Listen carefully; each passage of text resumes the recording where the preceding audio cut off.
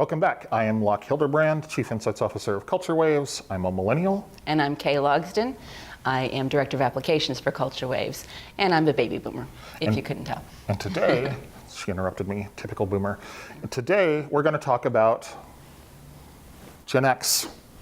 You don't see them because no one really talks to them in marketing.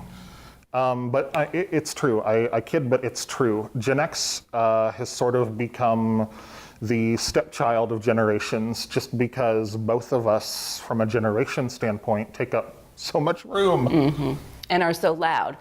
Gen X spent too many years trying to be defined and really have never been fully defined. And so they just become this middle generation. But they're gaining importance as they're now the ones that are raising Gen Z.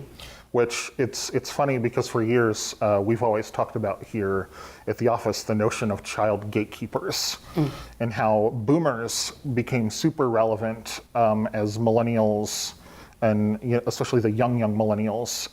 Boomers were still in charge of what money they were getting on the lower end of the boomer spectrum.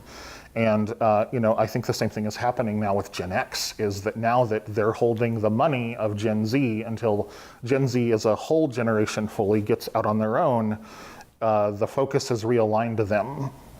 There is an interesting difference, though, in that Gen Z is entrepreneurial, and so they have learned how to bypass that, make their own money in different ways, and their parents are enabling that rather than just doling the money out, which is a big difference in how the generations have reacted over the years. And Gen X has, for the most part, been left out of the big marketing game because both of our generations are so loud and competing essentially for the same space. Even if you look at entertainment or anything, there's so much stuff that is catered to both of our generations at the same time, this multi-generational push that Gen X has kind of been left out in, like the weeds. And whenever you look at how that applies to the workplace, it's the same scenario, is that you have boomers who are either at the top or have been near the top of the ladder, and millennials trying to figure out not how to climb the ladder, but how to just end up there. That Gen X is just kind of like, what the heck is going on? But that has turned them into a very focused generation. So when you talk about being in the workplace, Gen X are the ones who understand deadlines, who are able to follow directions, and not fight back about those directions, as some people I know might do. And they actually are much more about the give and take than some of the other generations. Because they're going two directions. So boomers are pretty much just going down. And millennials are always this way. So you've got that Gen X that's the bridge between the two.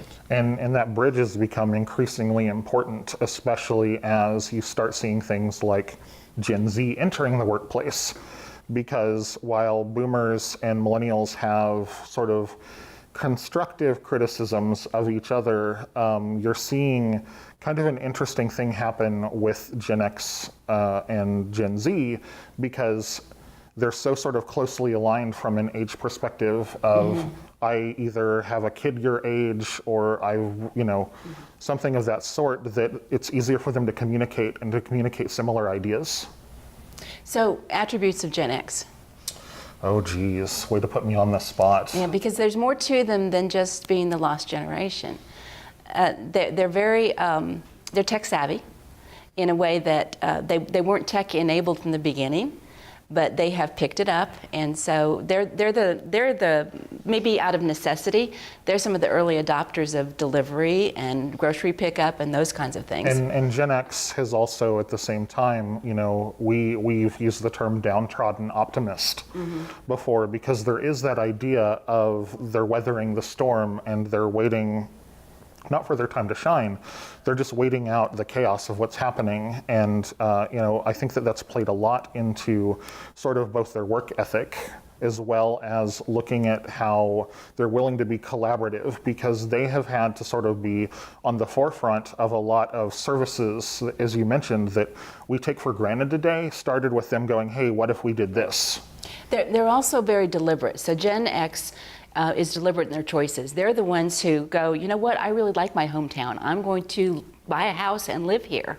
And that's acceptable. They're not constantly striving to get out of town. Or if they do, then they make a home for themselves there. They make deliberate choices.